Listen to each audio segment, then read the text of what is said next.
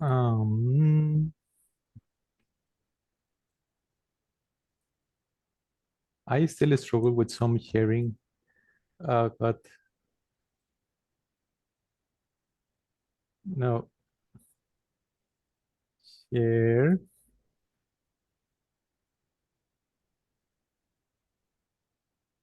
this one. Yeah, perfect. Okay, what I am sharing? Yeah. I'm sharing the slides. Yes. Yeah, the right Okay. one. I have a question. Is Dale Peak invited to this meeting? Yes, he is. Okay, great. Thank you. Awesome. I'm gonna wake Okay. him up then if he's not here. Okay. Yeah. Also, these meetings are open. Pretty much anyone can. The only challenge is to find the the link to the meeting, but it's open. Okay. Thank you. So let's get started with today's maintainers call. This time we are going to call this the Identus Open Enterprise Agent Maintainer call. Most of you are already aware of the situation that we are transitioning in many aspects, not only from Prism to Hyperledger, but also from Open Enterprise Agent to Identus. So to start getting familiar with this craziness of the names, I'm going to start using this for a while. As usual, we have the antitrust policy notice from Hyperledger. And as well, we have the code of conduct also from Hyperledger. Basically behave like a nice person. For today's agenda, I think the agenda for today is going to be a little bit probably short, a little bit fast. We don't have too many items. As usual, I'm not sure if we have new participants in the call today. Yes, we do. We We do. do? I think one of the first new participants is Eric. Yes, but do as usual. I have one question left for the end of the meeting, if it's possible, but do as usual. Don't bother for me for now.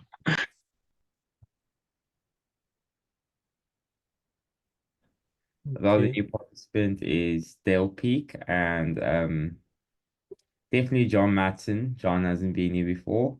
And Matt Klipp.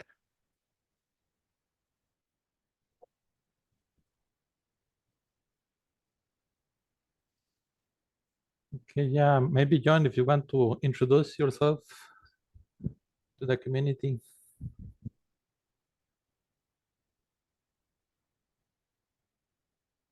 That will be John Matson. We have two Johns today.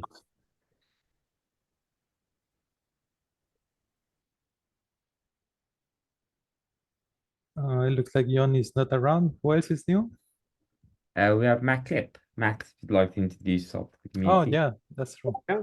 Most of you know me now. My name's Matt. I'll introduce myself. I'm the CTO now of the Atala tribe, and I'm getting up to speed here. It is my second week. I have a lot of experience in biometrics and identity platforms over the last 8 years or so, and I've worked with Dave Harding pretty closely with a couple companies.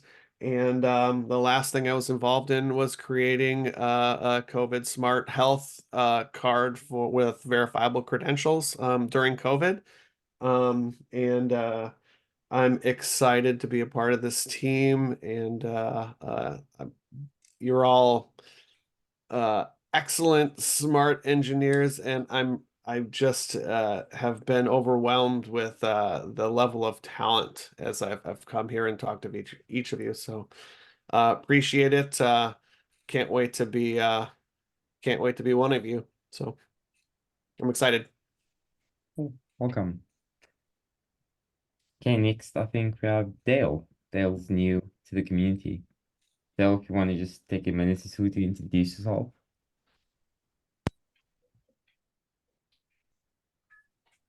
Oh, got to get all my doodads working here. Get permissions. Can you see me now? Yeah, looks like it. Hey guys. Yeah, so I'm on Intello under Matt there, and I'm going to be working on the security and the software development lifecycle going. And yeah, I'm out in Portland, pretty close to Matt as far as time zone goes. And yeah, I've really enjoyed everybody I've met here so far. Yeah, lots of talent here. Awesome. Thanks, Dale. And welcome to the community. Okay, John, you want to give me a quick introduction? Sure. Not sure how much detail you want, but I've been in the Atala group for about officially for a couple of weeks now, about the same amount of time as Dale and Matt, running product under Dave Harding. Prior to that was about a year and a half in NIO as VP or Director of Product Management across the chapter, which meant all the different tribes within NIO. Prior to getting into crypto and blockchain, I spent about 25 years in Cisco and Oracle doing essentially helping give birth to all of this internet stuff in its Web 1 and Web 2 iterations. And so always regretted not, us to collectively not fixing the identity piece any better than we did. So we're going to try and get it right this time. Awesome. And welcome. Welcome to all the new Thanks. joiners. Cool. Esteban, I think you can go ahead and go over to our updates. Okay. So, oops. Updates. We don't have too many updates. We continue with the process of working on the proposal to move Identus from lab into project. We already have been talking with a few of the Hyperledger TOC members. Basically, what they are doing is giving us some insight of what they saw in the proposal, what they believe that needs to be polished before doing the formal presentation. So yeah, we have been talking with a few of them, with Arun, also with Tracy. Today we are going to have a meeting with Stephen Curran. And yeah, once we get all this feedback collected, we are going to work on improving the proposal again, based on the feedback, and then continue with the process. So that's the update in that one. I think I don't have any other update to share. I don't know if Esteban, Fayad. Mhm. just a quick question on that one. In terms of branding, have they given feedback as to how branding is going to work? So, but basically, once you are an Hyperledger project, well, you are an Hyperledger project, right? So a little bit of the guidance on the branding needs to be coordinated with the help of Hyperledger. They have a marketing team. Obviously, they are very open to the ideas that the community has to share. It's not like they say, this is the way to, this is how you do your branding stuff, but they are open. Obviously, we as a community, we can have ideas and then present these ideas to be reviewed, and then we move forward. Okay, awesome. Thank you. Mhm. So let's see, regarding ADRs, I didn't get any new entry on the ADR table. I guess that there are not currently ADRs available for discussion. Maybe Benjamin, if you have some information about that. Yeah, so no new ADRs since the last time. So we recently started implementation of at least one of those ADRs around error handling. But yeah, we won't have new ADRs every other week, which is a good thing. Yeah, we are more on the implementation side of it now. Okay. Yeah, once there is a new ADR, we will announce it here so people can go and check it out and join the discussion in the GitHub in the repository. Then I wanted to share this is part of the effort that we want to be able to show the community a little bit more clearly what we are working on. This is a very high-level roadmap that Lohan created for us. The idea is to present it to you. There are not strict commitments on dates or anything like that. The idea is only for you to see what things we believe are going to be ready and our rough estimates of when it's going to be done. So yeah, I added a few slides. You can check later. The presentation is always uploaded with the recordings and minutes. Here are a few slides of things that are being considered as part of the future roadmap. I'm not going to go into too much detail, but feel free to check these slides.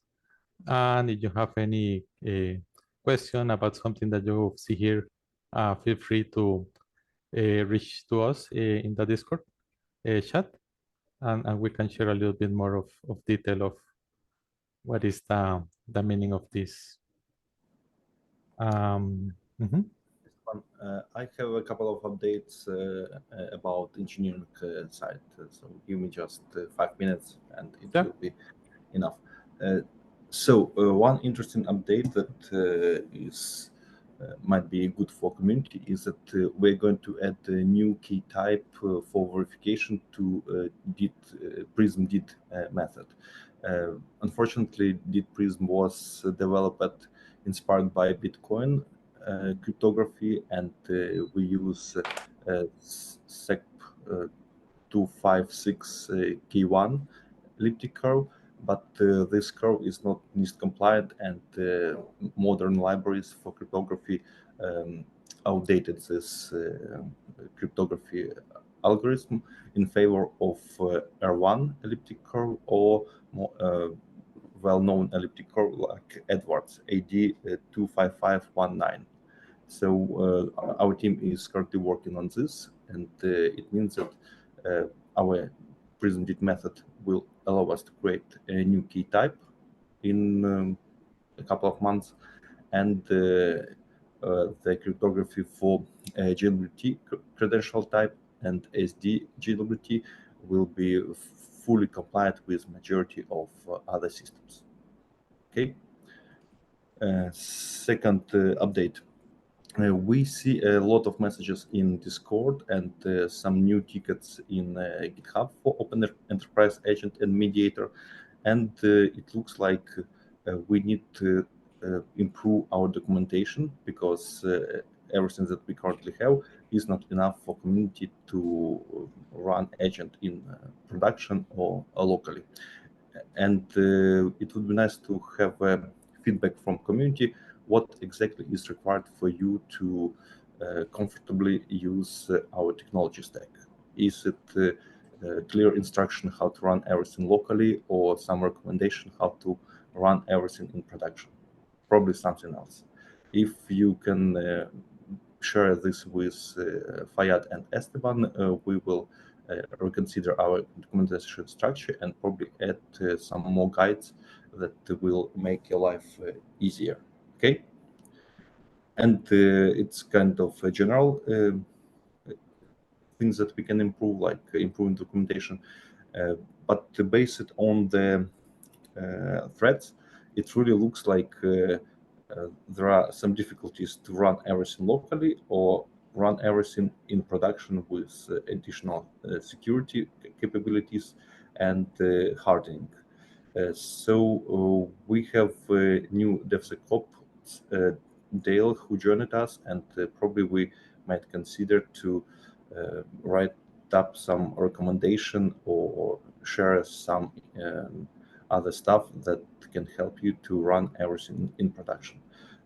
For information, we use internally Argo CD, Kubernetes, and AWS cluster with a number of, not number, but with observability like Grafana and Prometheus, and it works well at our environment. So probably we need to find some compromise with community and share some recommendation and best practices how to run all this stuff in production, just not to be compromised or to have a stable infrastructure. And the final update. Two issues were fixed in Open Enterprise Agent. One about running Vault with a secured storage file system, and another is issue about DITCOM URL. Let me check once again.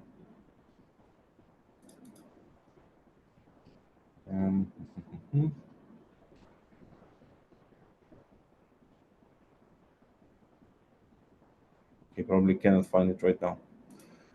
Anyway, two issues are fixed and will be delivered in next release. And we currently have 4 active tickets that we are currently distributing and among the engineers and trying to find time to do all this stuff. One question to Bjorn. There is a ticket about memory leak. Yep, the last one. It's pretty old, and we still don't see any evidence in our production instances that we have memory leak. We can try to do formal test, give agent less memory than we usually give it to make it starving, or do other tests, but having performance tests that we are executing and having a couple of environments with agents, we would have out of memory exception. That is a common exception in JVM applications.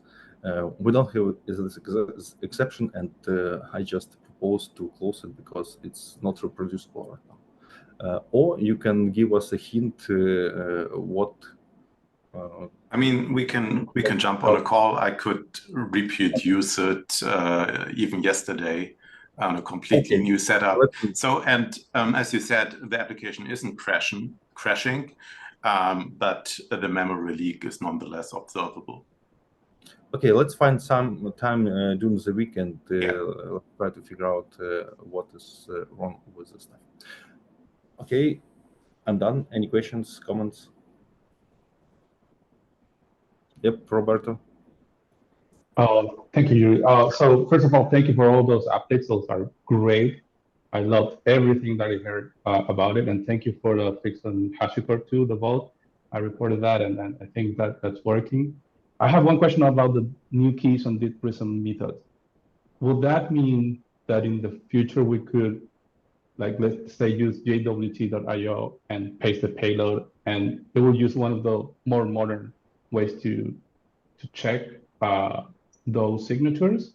Because right now, because of the key that it's using, it's not really fully compatible with that, and you don't get like a green check there, right? Yep. When I will hold like, oh, I get this JWT based on jwt.io, and I want to see a checkbox in there saying, yep, this is valid, right? I know that I can do the signature checks within the SDK, but it would be awesome if that could also work with a independent third party, kind of service like that. It should work because this elliptic curve is widely used and de facto standard for JWT credential. So we also want to fix this, I would say, interoperability issue, because it's easy to issue and verify this type of credentials using our platform, but it's not easy to do this with other platforms. So right. We are working. Cool, and that will happen the same that happened with the new DitPeer, like everything, all the stack will be updated, right? To use that new signature and those new checks. As far as I know, Peer already uses this signature, but DitPrism doesn't use the signature. Fabio told me that if we have this cryptography supported by Prism and Git method, we might use DitPrism for peer-to-peer communication. But we are not planning to do this right now. But having DitPrism will be enough for you to have a connection with other peers. Awesome. Thank you. Okay. So I think you already covered these items, Yuri. I think that there is only, I have a question about this maintainers empty file. I believe we are just needing this to be merged, but I'm not sure if. Yeah, we need to review it and merge. It's just a matter of, I don't know, a few hours. Okay. So yeah, basically those were the open issues. We had the open discussion about the Prism-Did method that Bjorn started a few weeks ago. I'm not sure if there is something new related to that topic that we want to discuss. So there are just a few new thoughts on the topic. So everybody interested in it can read it. Bit too much to summarize now. Okay. Yeah, this is 5 hours ago. Okay. Yeah, everyone is welcome to check it out and also comment as well here in the issue. Nice conversation. Okay. Yeah, and well, basically that's all that we have for today. We have Q&A. I think someone had a question. Yeah, I have one if you don't mind, but I've worked with Prism like 18 months ago, and I'm back to it. So it's, let's say it's brand new for me. I've had wonderful help from Roberto and John in the last 2 days. I've set up all my environment, and there's just one thing that I just don't manage to do. And I don't know if it's linked to the kind of issue you mentioned earlier, but you could not find back. It's basically I cannot manage to resolve when I post connections. So like the issuer will post connection, the holder will accept with an invitation. So all of this works well. But then what should happen in between with the DITCOM service is not happening, which means that my status is invitation generated and invitation on one side, and on the other side it's going to be invitation connection request pending, but the status are not agreeing to ready, basically. I've seen that there's a DITCOM service URL, which by default resolves to Docker host, etc. But when you run so I'm running as a Docker first, and I'm running as a Docker multi-tenant. So I'm using, it's me who logged the issue like 2 days ago, where in fact the Docker file, sorry, just trying to get the right wording in here. But there was a Docker Compose demo, which was mono-tenant, and I had to use the Docker Compose itself to be multi-tenant, which I did. But when I run it, the Docker host, basically it says Docker host variable is not set. And I'm not sure if it's linked to this, that the Docker host is not set, so the DITCOM will not be set. So if any of you have a bit of an idea behind this, because I think it's the last thing that blocks me to have a full deploy environment. Does it make sense first? Because I'm not sure if it makes all of sense. Yeah, it makes sense. Have you followed the recent updated guide, actually? Because we did update the guide, how to run the Docker Compose. Because if you follow that, I think it's being tested and it works. So I can help you if you have any other questions on that. I think I'm running it correctly. But again, there's no, I mean, when you refer to a guide, I'm not too sure. There are many links, but maybe we can take this offline if you want. But Eric, you said you got a message saying that the Docker host variable was not set, or yes, because when you run need it, that variable. Yes, when you run it by default on the Docker with all the commands by default that are here, I've not found anywhere what to set with the Docker host. And when I set Docker host to localhost, I think it doesn't like it. Yeah. So, Yeah, it's That normal. depends on your on your environment. The Yes. Docker, usually there's the script that runs will read the value from your Docker configuration and set the Docker host correctly. I remember that on Mac, you have to make a change or something like that, but that was fixed a while ago. But it's really what's going on for you right now is the Docker host variable is not being set correctly. yes. We don't know the reason, but fixing that will automatically fix the DIT because Yes. DIT URL depends on Docker host. Okay, So- I get this. Yeah, So so what you- should I put it as a value then to Docker host when I run Docker? Not There's an localhost. internal Docker URL that I can find it out and paste it, but also it should really be automatically read from the scripts. So depending where you're running this on Linux, Mac, or Windows, it could be a little It's different. Windows WSL, so Unix Okay. under Windows. Okay, I think that's the problem. So okay. I think yeah, there's something in Windows because there's other person was also having trouble running this on Windows WSL. I think there's something in there that is not correctly set in the Docker host because he had the same problem where the databases did not create it or something like that. But I think it's all about Windows WSL environment that is not correctly, or the scripts are not correctly working with that environment. And it's very narrow because I think nobody else uses Windows WSL to load those. But I feel Well, like as a that test could be the environment, problem. it's good. So Yeah, I No, understand but as a definitely- prod, maybe not, but as a test environment, it's good. But definitely we should try to fix it because in the future many other people will try it. So I think you should try with the IP address of your host machine, because if you use localhost, it won't work. Yes. Why? Because the localhost will be resolved by the container. Yes, I understand this. So inside the container, which means that Yes. it will point to itself. So you Yes. should use the IP address of the host machine, and then the two Okay. agent will be able to communicate together. But if you on a Mac, you can use docker.host.docker.internal, which is yes, an alias for the Docker host Ah, machine, that's what but I it saw. doesn't work on Windows probably. Ah. So just try to set the IP address of your host machine. Okay. You don't mind if I put a track in the chat on Docker to continue this? I mean, if it's resolved, it's resolved, and I will let everybody know. Otherwise, I will continue on the Discord. Sorry, the Discord channel. Yeah. Yeah. Thank you very much. That's it.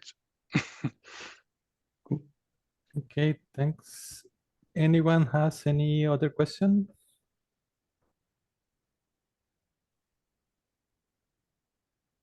Okay, no more questions, suggestions, comments, criticism, everything is welcome.